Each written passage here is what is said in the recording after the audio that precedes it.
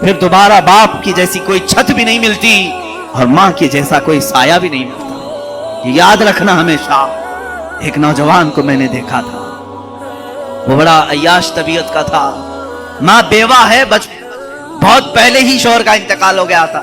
बच्चा सिर्फ 4 साल का था या छोटा सा था। जब से वो घरों के काम कर करके अपने बच्चे को पालती थी। जवान हुआ तो औबाशों की सोहबत में लग गया, बदमाशों की सोहबत में आ गया। माँ को अब इससे बड़ा धचका और क्या लगे। एक दिन आई थी मेरे पास रोते हुए, कहा गजब हो गया, जिंदगी ने पहले ही मेरे से शौहर की जुदाई, और मैंने ऐसे अय्याम काटे कि लोगों के जूठे बर्तन धोए, इस उम्मीद पर कि एक बेटा है जवानी में, ये जब पहुंचेगा तो मेरे बुढ़ापे का सहारा होगा। लेकिन मुफ्ती साहब ऐसा हो गया कि मेरा बेटा बदमाशों की सोहबत में चला गया। अब मेरा वो आखिरी सहारा भी खत्म है, मैं किसके पास जाऊं। वो गम के मारे इतना रोई थी। मैं जब भी आज याद करता हूं उस खातून को तो मुझे तन्हाई में रोना आता है। मैं जितनी कोशिश हो सकी, मैं कोई बहुत बड़ा मुअस्सिर आदमी नहीं हूं, एक छोटा तालिब इल्म। सोचा कि उस नौजवान बच्चे को बुलाऊं, उसके साथ मैंने थोड़ा वक्त गुजारा, उसे समझाया तेरी माँ की कदर और कीमत क्या है। वो एक बेवा है, एक बेवा है, वो 4 औरतों के साथ बैठने में शर्म करती है। क्या तू अपनी माँ के साथ वक्त नहीं बिताता? दुनिया में तेरे दोस्त होंगे, तुझे दोस्त छोड़ करके जाए तो तुझे कितनी तकलीफ होती है। तू सोच अपनी माँ को, उसके तो कोई दोस्त नहीं, और उसका बेटा भी उसको रात अकेला छोड़कर जाता है। रोया मेरे पास, कहा कि हजरत मैं वादा करता हूं अपनी माँ के लिए मैं काम करूंगा। मैंने समझाया। दूसरे दिन कहा मैं नौकरी के लिए तलाश में चलता हूं। मुझे वो बात आज भी याद है, तकरीबन 6-7 साल हो गए। वो नौजवान है अभी भी, वो सुनता भी होगा। उसने कहा अम्मा से मैं कहता हूं मैं नौकरी करता हूं। माँ उस दिन बड़ी खुश हुई, कहा हजरत आपने मेरे बच्चे को सीधे रास्ते पर लाने में बड़ी मेरी मदद की है। बस जिंदगी की एक ही ख्वाहिश रह गई है कि मैं अपने बेटे की कमाई खा लूं। मेरा बेटा कमा करके लाया हो, मैं वो खा लूं। जिंदगी भर लोगों के झूठे बर्तन धो धो करके बच्चे को पाला है, एक बार मेरा बेटा खिलाए मुझे। वो इस आस में रही। वो बेंगलुरु या कहीं किसी इलाके में नौकरी पर गया, महीना गुजरा था, तनख्वाह आई उसकी। उसने कहा तनख्वाह संभाल कर, पहली तनख्वाह मैं अपनी माँ को लेके जाता हूँ। वो पूरा अपनी तनख्वाह, अपनी सैलरी लेकर के गांव पहुंचा था। उसे पता ही नहीं था उसके घर के पास भीड़ जमा हुई थी।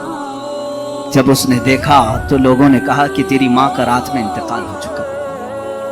उसने वो पैसों का लिफाफा अपनी माँ के कदमों में रखा। आज तक जब कभी वो मिलता है तो फूट कर रोता है, कहता है मेरी माँ इसी आस में दुनिया से चली गई कि बेटे की एक कमाई खा लूं। लेकिन मुझसे ज्यादा बदनसीब कौन है इस दुनिया में, जो माँ के कमाए हुए झूठे बर्तन को धोए हुए कमाई तो खा लिया, अपने हाथों का एक लुकमा में अपनी बेवा माँ को खिला नहीं सके। ऐ नौजवान हो, क्या इसी का नाम जिंदगी है? क्या इसी का नाम ईमान है? तुम्हारे अखलाक तो वो होने चाहिए कि तुम बाहर जाओ तो तुम्हारे माँ बाप तुम्हारे अखलाक पर फख्र करें। तुम्हारी एक एक कमाई के लिए वो आज भी इंतजार में। एक बात याद रखना, माँ बाप लालची नहीं है तुम्हारे, लेकिन सिर्फ उनकी ख्वाहिश ये होती है कि बेटा अपने पैरों पर खड़ा हो जाए। जब मुर्गी अपने चूजों को खुद खाते हुए देखती है तो खुश हो जाती है। विरासत का इल्म उठा लिया जाएगा। सबसे पहला जो उठाए जाने वाला इल्म आज आपको मैं बताऊं, मेरे अपने अंदाजे के मुताबिक अगर 100 उलमा मौजूद हो, जाहिलों की बात ही नहीं कर रहा हूं, उलमा की बात कर, जो 12-12 साल पढ़ करके आलिम फाजिल मुकम्मल हो चुके हों, इनमें 100 उलमा हो तो विरासत के मसाइल लिख करके देने वाले शायद 5 होंगे या 10 होंगे, ज्यादा से ज्यादा। उलमा के अंदर ये चीज अब नहीं रह गई। अवाम की बात तो छोड़ो, क्योंकि इससे टच ही नहीं रहा उलमा का। जाहिर सी बात है, टच क्यों नहीं रहा? अवाम इन तमाम बातों का सवाल करना ही छोड़ चुकी है। इनको मालूम है सवाल करेंगे तो जायदाद फिर किसी के हक में ज्यादा चली जाएगी, इधर आ जाएगी। 2 बेटे हैं बाप के, करोड़ रुपये हैं, बाप ने छोड़ा है। 2 बहनें भी हैं, सवाल ही नहीं करते, अब फतवा ही नहीं पूछते। क्यों? उन्हें मालूम है 1 करोड़ हम दोनों भाई 50-50 डिवाइड करके रख लेंगे, कौन आने वाला है देखते हैं। अब फतवा पूछेंगे तो फिर शरीयत बताएगी कि तुम्हारी 2 बहनें जो ब्याह करके गई हैं उनका भी तुम्हारे बाप के माल में हक है, उनका भी हक है। अब जाहिर सी बात है, फिर माल में 2 की बजाय अब 3 हिस्से हो जाएंगे, 3 हिस्से हो जाएंगे। تو 3 حصے معمولی نہیں ہوتے. یہاں 50-50 جو مل رہے تھے وہ ڈائریکٹ 30 پہ آ جاتے ہیں. اور دل پر جو ہے سانپ لوٹنے لگتا. ارے یہ بہنوں کو 30 لاکھ دینا پڑے گا. شادی بھی دھوم دھام سے کر کے دیے, جہیز بھی دیا, سب کچھ دیا, پھر اب باپ کی پراپرٹی میں سے 30 لاکھ بھی دینا پڑے گا. اے میرے عزیز, یہ دے دو آج خیر ہے, ورنہ قیامت کے دن 1 درہم کی وجہ سے لوگ جہنم میں جا رہے ہوں. 1 درہم کی وجہ سے بہنوں کا حق یا عورتوں کا حق جو دبا کر کے بیٹھا ہے. حدیث پاک میں یہ بھی ملتا ہے قیامت کے دن اس کا پیٹ اتنا بھاری ہوگا کہ زمین تک لٹک رہا ہوگا, وہ حرام کھایا ہوا ہے. اور دوسری آیتیں ہیں جس میں اللہ نے فرمایا ہے کہ اس کے پیٹ میں جہنم کی آگ ہی بھری جائے. یہی اس کے لیے زیادہ بہتر ہے جو دوسروں کا حق کھایا ہے, یتیموں کا حق کھایا ہے. عورتوں کے معاملات میں جو آج ڈاواں ڈول رہتے ہیں, ارے چھوڑو دیکھیں گے. بعض لوگ تو اب یہ کہتے ہیں کہ نہیں فتویٰ نہیں, ہم جا کر کے کورٹ سے حل کر لیں گے مسئلہ, کورٹ میں ہم ڈال دیں گے. کورٹ میں ان کو معلوم ہے کہ 10 سال کھینچیں گے تو 1 کروڑ تو 10 سال تک یوز کر ہی لیں گے, پھر دیکھا جائے گا. 10 سال گزر جائیں گے, 12 سال گزر جائیں گے, اور کورٹ ایک تھوڑی نا ہے. سیشن کورٹ ہو تو پھر ڈسٹرکٹ کورٹ میں جائیں گے, ڈسٹرکٹ کے بعد پھر ہائی کورٹ میں جائیں گے, ہائی کورٹ کے بعد پھر سپریم. 35 سال تو ویسی لائف گزر جائے گی. یہ بھی کئی لوگوں کی اس طرح کی بری نیتیں ہوتی ہیں, لیکن انہیں یہ معلوم نہیں سپریم کے بعد ایک احکم الحاکمین کی بھی کورٹ ہے. وہ عدالت عالیہ میں تو تجھے پہنچنا ہی ہے. وہ اس وقت تو پہنچے گا جب تیری سانسیں اکھڑ رہی ہوں. دینا چاہ رہا ہوگا لیکن تیرے پاس ہوگا کچھ نہیں. اور ایک بات یہ بھی یاد کر لیں, بہنیں نرم دل ضرور ہوتی ہیں لیکن قیامت کے دن یہ معاف نہیں کریں گی. ان کے بارے میں بھی ہے, ان سے کہے گا بھائی کہ میں تیری شادی کیا, تجھے گھر پر بلاتا رہا, کھلاتا پلاتا رہا, باپ کے مال میں سے تھوڑا تجھ کو نہیں دیا, کوئی بات نہیں, آج تو مجھے معاف کر دے. وہ بہنیں کہیں گی نہیں, آج تو معاف کرنے کا کوئی دن ہی نہیں ہے.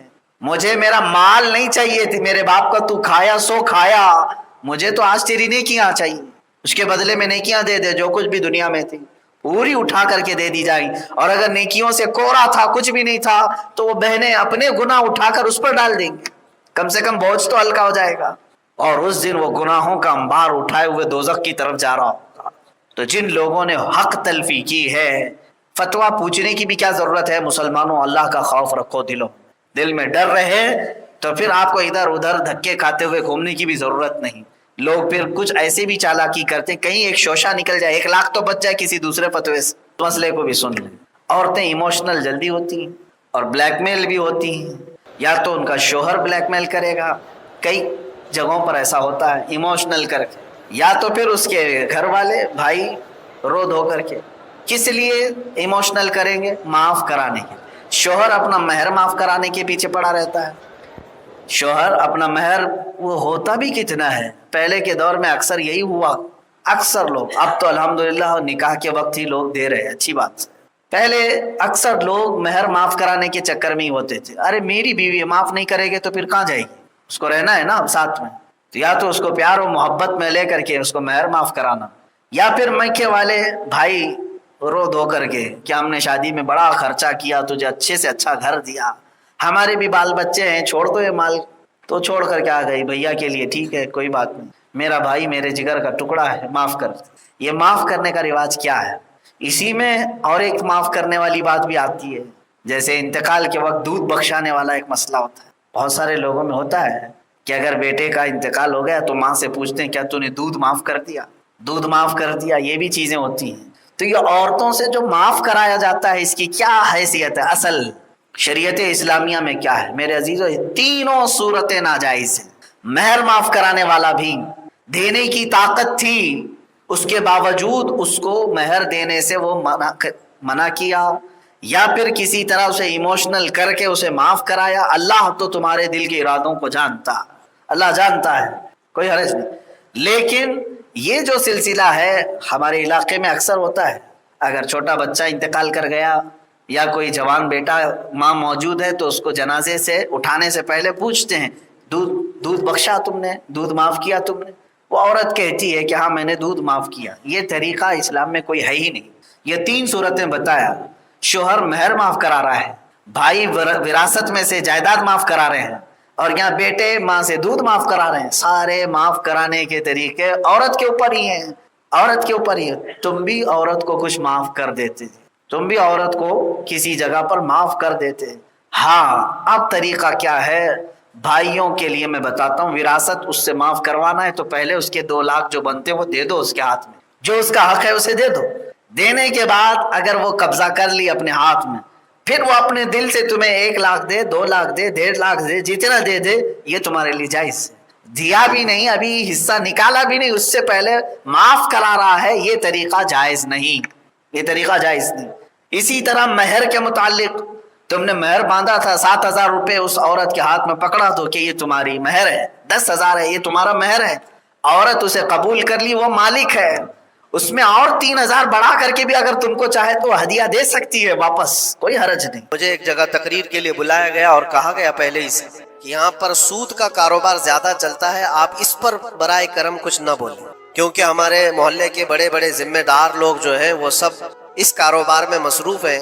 آپ سود پر کچھ نہ بولیں, باقی آپ کی ہر تقریر سننے کو تیار ہے. میں نے اس دن قسم کھا لی پورا 1 گھنٹہ سود پر ہی میں نے بیان کیا. نہیں بلانا ہے اس کے بعد نہ بلاؤ, لیکن ہم سمجھوتا اس بات پر نہیں کرتے کہ تمہاری طبیعت دیکھ کر کے بات کریں, ہم رسول اللہ کی شریعت دیکھ کر بات کریں. ایک عالم دین کا یہ حق ہے کہ وہ برائی کو دیکھے تو اس کا اظہار کر کے منع کرے. مخالفت ہوگی ہمیں پتہ ہے, برائیاں کرنے والے کریں گے, لیکن یہاں پر ایک بات مجھے یاد آتی ہے, اس بزم میں مقصود ہے اصلاح مفاسد. نشتر جو لگاتا ہے وہ دشمن نہیں ہوتا.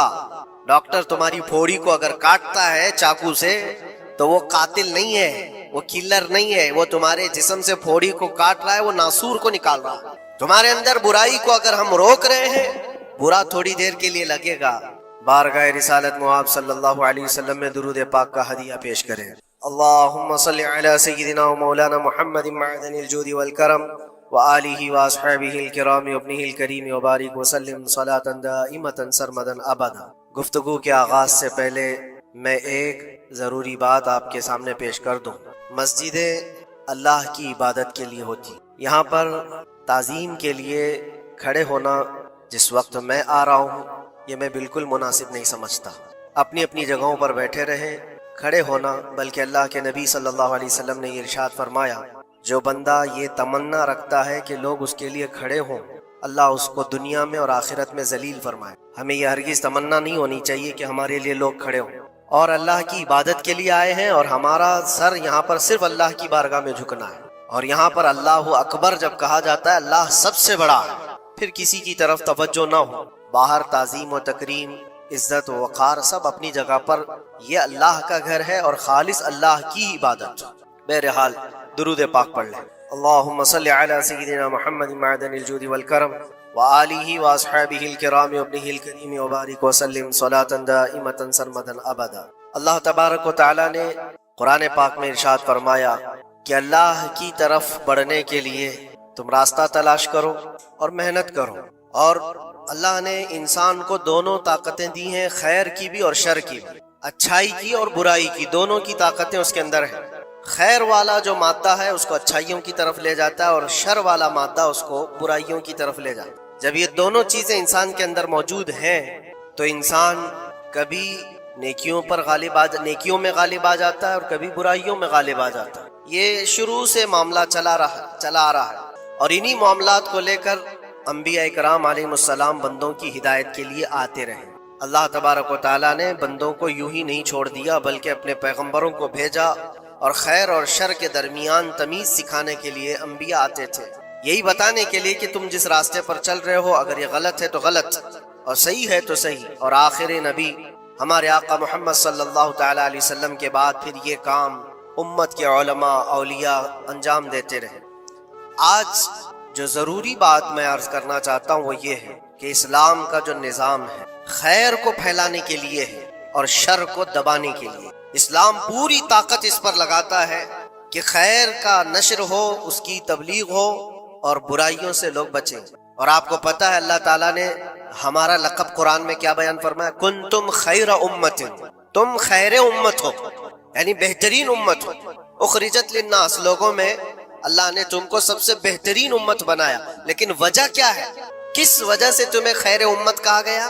آگے خود اللہ تعالیٰ قرآن میں فرماتا ہے कुंतुम खैर उम्मतिन उखरिजत लिन्नास तअमुरून बिल मारूफ व तनहौन अनिल मुनकर, तुम लोगों को अच्छाई का हुक्म देते हो और बुराइयों से रोकते हो। ये हमारा खासा है, ये हमारी स्पेशलिटी है। अच्छाइयों की तालीम देना, उसकी तरगीब देना, उसकी तबलीग करना, उसको फैलाना, ये इस्लाम का निज़ाम है। और बुराइयों से रोकना, ये इस्लाम का निज़ाम है। और खैर उम्मत होने के सबब आपको ये काम करना ही होगा। लोग अगर ये सोचते हैं कि ये सिर्फ मौलाना लोगों का काम है या मुबल्लिग का काम है, माइक मिलेगा तो ही तबलीग करेगा, नहीं। हर मुसलमान की जिम्मेदारी है कि वो खैर को अपनी ताकत के मुताबिक लोगों में फैलाए और बुराई देखे तो उसको रोके।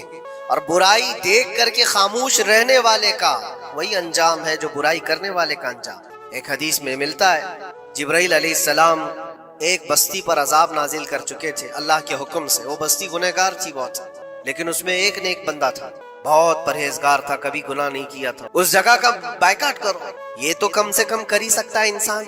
हो सकता है आज के दौर में हाथ का इस्तेमाल तुम्हारे लिए बहुत मुसीबत बन जाए, तुम्हारा उसके ऊपर हुक्म नहीं चलता हो, जुबान का इस्तेमाल नहीं कर सकते हो, मजबूर हो। तो इसमें क्या मजबूरी है कि अपने दिल से बुरा जान करके उठो। और ये भी नहीं करता तो समझ लो कि ईमान का आखिरी हिस्सा भी उसके दिल से चला गया।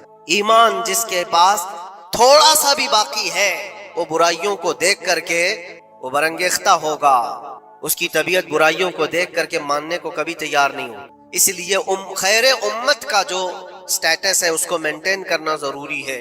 यही तो बात है मेरे अजीजों, हजार तरह की मुसीबतें आए हम पर, लेकिन हम उस मिशन को नहीं छोड़ सकते जो हमारे ईमान का हिस्सा है, जो हमारे ईमान का हिस्सा है। हमें जो बुराई नजर आएगी उस पर बोलना हम पर वाजिब है, और उस पर भी खामोश और मसलहत की और हिकमत की बात करके उसके बहाने से गोशा नशीन हो जाना, ये उम्मत की जिम्मेदारी नहीं है। ये तो रास्ता तलाश करने और बहाने की बनाने की एक सोच है।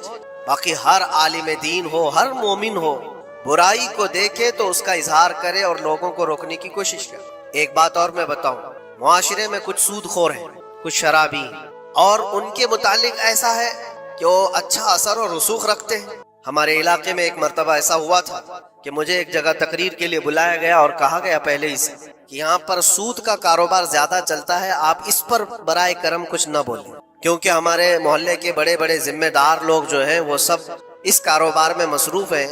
आप सूद पर कुछ न बोलें, बाकी आपकी हर तकरीर सुनने को तैयार है। मैंने उस दिन कसम खा ली, पूरा 1 घंटा सूद पर ही मैंने बयान किया। नहीं बुलाना इसके बाद ना बुलाओ, लेकिन हम समझौता इस बात पर नहीं करते कि तुम्हारी तबीयत देख करके बात करें, हम रसूलुल्लाह की शरीयत देख कर बात करें। एक आलिम दीन का यह हक है कि वो बुराई को देखे तो उसका इजहार करके मना करे।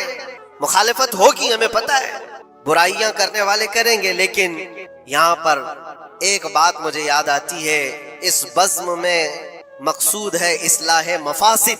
नश्तर जो लगाता है वो दुश्मन नहीं होता।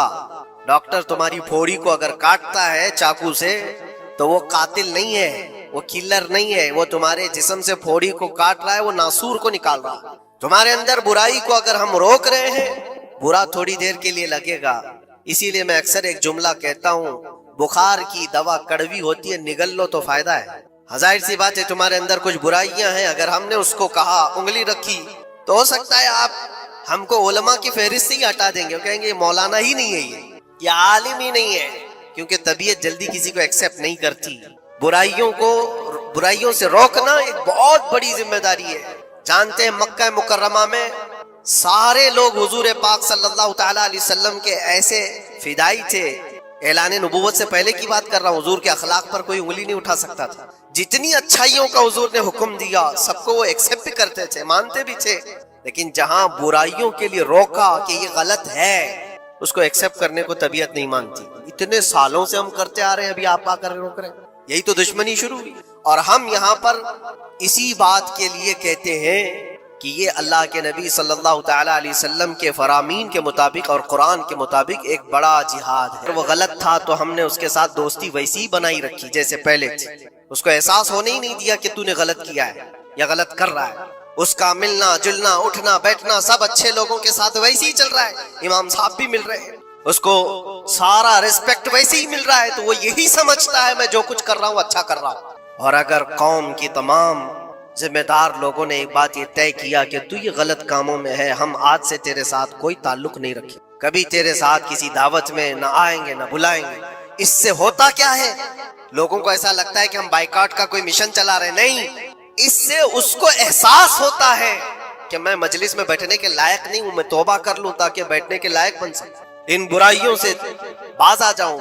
اور تمہارے ملن جلن کی وجہ سے یہ سارے آج لوگ پہلے چھپ کر کے کرتے تھے، آج اوپنلی یہ سارے کام کرنے لگے۔ لوگ جو ہے پہلے ڈرتے تھے کہ قوم میں لوگوں کو پتا چل جائے میرا دھندا کیا ہے تو پتہ نہیں میرے ساتھ لوگ کیسا سلوک کریں گے۔ آج وہ نڈر ہے، شیر ہے، کچھ نہیں ہوتا۔ آج لوگ جس کے پاس پیسہ زیادہ ہے اس کی عزت کرتے ہیں، اس کے ساتھ سانٹ گانٹ ویسی ہوتی ہے، سب اچھے لوگ بھی اس کے یہاں آتے ہیں جاتے ہیں، سب ہوتا ہے۔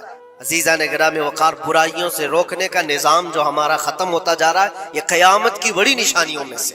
آج آپ کی اور ہماری ذمہ داری اتنی تو ہے کہ ان محفلوں سے اپنے آپ کو دور کر لو جہاں یہ سارے کام ہو رہے ہیں۔ غلط جو بھی ہے اس کو تمہارا دماغ خود ہی پہچانتا ہے غلط کیا ہے۔ اللہ تعالیٰ نے اتنی ہدایت ہر بندے کو عطا کی، ہر بندے کو۔ اللہ نے قرآن میں فرمایا الم نجعل له عینین ولسانا وشفتین وہدیناہ النجدین، ہم نے دو چیزیں ایسی نہیں دی ہیں تمہیں جو خیر اور شر کو پہچانتی ہیں۔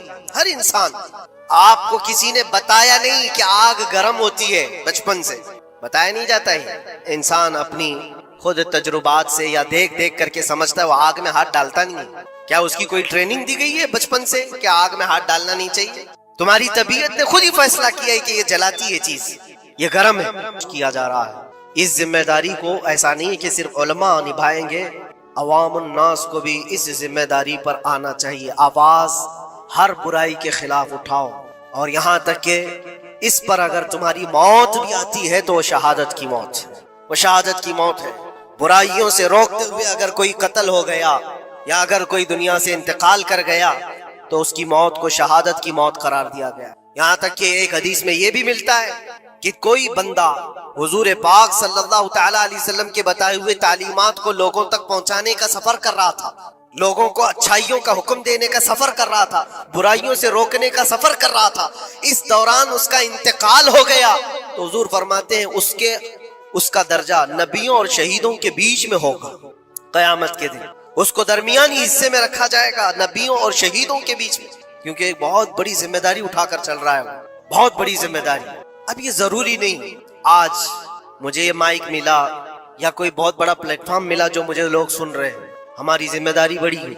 آپ کو آپ کے گھر کے بچے سن رہے ہیں، آپ کسی جگہ پر مینیجر ہیں تو آپ کے ماتحت رہنے والے جو کام کرنے والے ہیں وہ آپ کو سن رہے ہیں۔ کلکم مسئول عن رعیتہ، یہ حدیث پاک میں، تم میں سے ہر کوئی ذمہ دار ہے اپنے ماتحت رہنے والوں کا، تو ان کو روکنا تمہاری ذمہ داری ہے۔ اگر پوری دنیا کو نہیں روک سکتے، پورے محلے کو نہیں روک سکتے، اپنے ماتحت رہنے والوں کو تو روک سکتے ہو، اپنی اولاد کو، اپنے آس پاس والوں کو جو تمہاری بات ایکسپٹ کر سکتے ہیں ان کو تو روکو، ان کو برائیوں سے روکنا ہی تمہاری ذمہ داری ہے۔ معاشرے کا نظام جو آج ڈس بیلنس ہے اس کی ایک بڑی وجہ یہ ہے کہ ہم نے اس ذمہ داری کو چھوڑ دیا ہے۔ ہوتا کیا ہے میں آپ کو بتاؤں، کچھ گھروں سے ہمیں یہ شکایت ملی، بچے ایسے ہو گئے ویسے ہو گئے، ماں کو الٹا کہہ رہے ہیں، باپ کو گالیاں دے رہے ہیں، آج یہ اپنی مرضی کی چلا رہے ہیں، فلاں ہیں وہ ہیں۔ کب تمہیں یہ ہوش آ رہا ہے؟ جب وہ 20-25 سال کے ہو گئے۔ 20-25 سال سے تم صرف اور صرف ان کو واچ کرتے رہے، دیکھتے رہے، اور جب بگاڑ آ گئی تب آپ کو خیال آیا کہ یہ بگڑے ہوئے ہیں۔